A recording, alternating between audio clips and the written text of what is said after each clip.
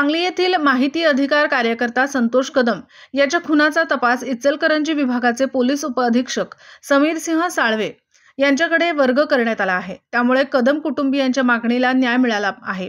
दरम्यान खून प्रकरणात अटकेत असलेल्या नितेश वराळे, सूरज जाधव व तुषार भिसे यांच्या पोलीस कोठडीची मुदत संपल्याने पोलिसांनी त्यांना येथील न्यायालयात हजर केले असता न्यायालयीन कोठडी सुनावण्यात आली आहे। मयत संतोष याचा आर्थिक देवाणघेवाणीतून गत आठवड्यात खून झाला होता। या प्रकरणात पोलिसांनी तिघांना अटक केली आहे। पोलीस तपासात सिद्धार्थ चिपरेकर उर्फ बाबा राहणार सांगली व शाहरुख शेख राहणार सांगलीवाडी यांचाही सहभाग असल्याचे स्पष्ट झाले आहे।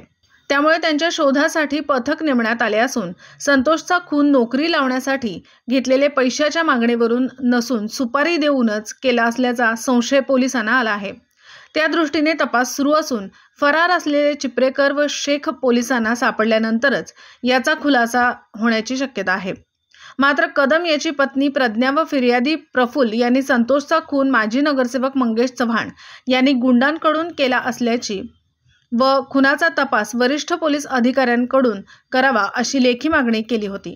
कदम कुटुंबाच्या मागणीची दखल घेत याचा तपास इचलकरंजी विभागाचे पोलीस उपअधीक्षक समीर सिंह साळवे यांच्याकडे वर्ग करण्यात आला आहे।